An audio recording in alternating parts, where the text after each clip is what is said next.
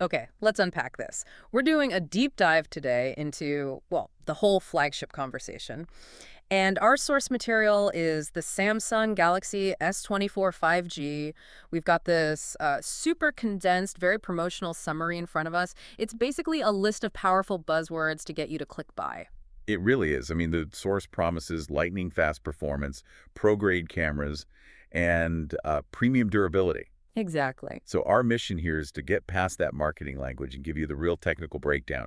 We need to figure out what components, what design choices actually back up this claim that it's the flagship upgrade for someone who, values efficiency and quality. A flagship is a statement, right? And every phone maker claims they have the best performance, but we need to know the details. What defines the S24's premium feel, what you actually paying for? When a device gets that flagship label, it means the focus isn't just on making it work, it's on making it um, absolutely optimized. We're looking for cutting-edge materials, a system on a chip that really pushes the limits on speed and efficiency. Okay, so let's jump right into that speed. The summary kicks off with the core of it all. Snapdragon power. Uh, That's the engine. right. And this is where we need to go a bit deeper. When Samsung says Snapdragon Power, especially with 5G, they aren't just talking about any old chip. They're implying it's the latest generation, probably the Snapdragon 8 Gen 3 for Galaxy, which is often a custom, higher clock version made just for them. That's a really key distinction. So what's the actual difference? Is that special chip just a small speed bump, or is it a genuine leap in how the phone works? I'd say it's a leap, but it's a leap driven by machine learning and efficiency. In the past, speed was all about peak benchmarks. Now it's about sustained performance and what the AI can do. The newest Snapdragon architecture puts a huge amount of resources into its neural processing unit, the NPU. Ah, so when the source mentions those advanced machine learning capabilities, that's the NPU doing all the work. Precisely. That NPU power is what gives you features you use every single day that have nothing to do with opening an app a millisecond faster. It's what lets you do on-device photo editing or real-time language translation without needing the cloud. It handles resources for intense gaming with hardware-accelerated ray tracing. That's why they can promise lightning-fast performance. It's not just the CPU, it's the whole system working together. So the speed is smarter and it's consistent. It's what lets you, the user, jump from a video call to editing a huge document and then into a heavy game without the phone, overheating and slowing down. That thermal management is the unsung hero of that lightning fast claim. And what's interesting is how the source groups speed and efficiency together. It's meant to convey reliability. If you're someone who relies on your phone for important meetings or just getting work done, you need that assurance.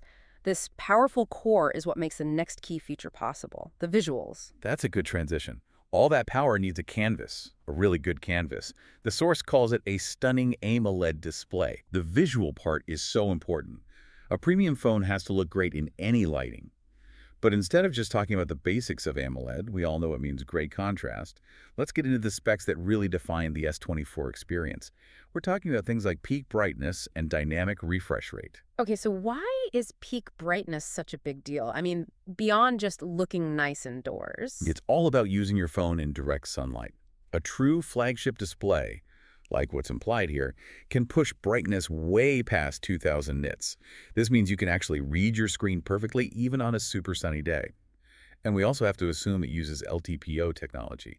That's low temperature polycrystalline oxide. Ah, so the display is smart, just like the chip. It's all about efficiency. Exactly. LTPO lets the display change its refresh rate on the fly. It can go up to 120 Hertz for that incredibly smooth scrolling. The naming and things, yeah. And then it can drop all the way down to maybe 1 Hertz when you're looking at a static picture or using the always-on display.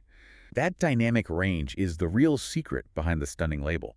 It gives you fluid motion without killing your battery. It connects right back to the Snapdragon's efficiency. That kind of detail is what makes a screen feel premium. You get that buttery smooth motion when you want it, and great power saving when you don't. And we can't forget the aesthetics either. The source is specific about the sleek onyx black design. Now we're talking about material science. A flagship isn't just a tool, it's a statement piece. Sleek and onyx black. Yeah. That's just marketing code for luxury. It suggests a device that feels as good as it looks, tight tolerances, a camera that blends in seamlessly. It's the tactile feel that really sells it. And that tactile experience is critical when you think about the next big thing, the Creative Hub. That beautiful design also has to protect the camera system.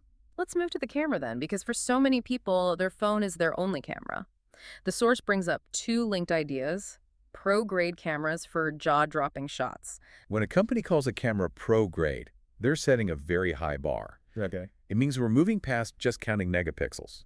We're focusing on the hardware larger sensors to grab more light, better optical stability, high-quality lenses. We should be looking for a whole system-wide, ultra-wide, and a good telephoto lens. Yeah, when I hear pro-grade, I immediately think about stability and performance in low light. That's where most phone cameras just fall apart. That's a crucial point. The promise of jaw-dropping shots really depends on having excellent optical image stabilization, or OIS. OIS physically compensates for your hand shaking, which lets the sensor collect light for longer. That's what cleans up pictures taken in dark places. And when you pair that with the Snapdragon's NPU, the phone can do multi-frame processing in an instant. It takes several pictures and stitches them together into one perfect, noise-free shot. So it's the chip's intelligence that turns the pro-grade hardware into jaw-dropping photos for an average person without them needing to know anything about aperture or ISO settings. Absolutely. Pro-grade means the phone can pull off computational photography tricks, like getting super sharp zoom shots that used to require a huge lens, or perfectly separating a person from the background for those cinematic-looking portraits. It turns everyday moments into high-quality images. So that completes the tech triangle, right? We have the processing engine, the amazing screen to view it on, and the creative tool to capture it all. But you can have the best tech in the world, and if it shatters the first time you drop it, it's all for nothing. Which brings us to the final and maybe most important component. The anchor. Premium durability.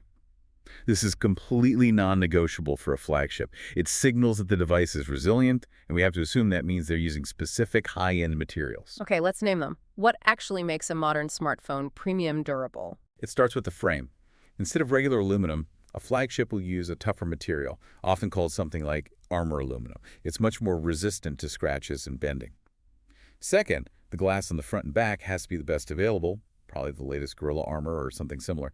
It's a huge step up in preventing those tiny micro scratches you get from just having it in your pocket. So you're less likely to see that frustrating spider web of tiny scratches build up over time. Exactly. And finally, you have the IP rating.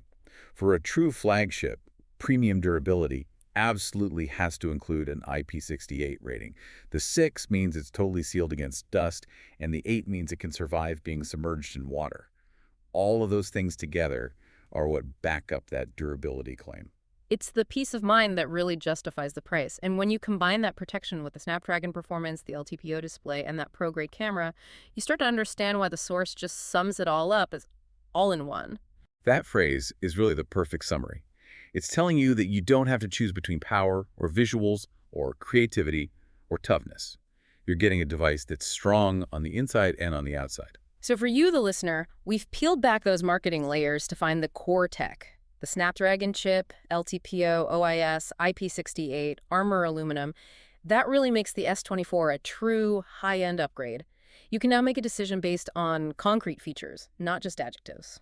And to just quickly recap, drawing right from that source material, we broke down the sustained power and AI smarts of the custom Snapdragon processor, the visual brilliance of the high brightness, dynamic AMOLED display, the creative power of the OIS-backed pro-grade cameras, and the crucial resilience that comes from those specific materials and the IP68 rating. We also have to remember the very last part of the source. This isn't just an abstract tech discussion, it's a call to action. It highlights that the phone is available on Flipkart and urges you to grab yours now and don't miss the deal. And that's a really powerful way to end it.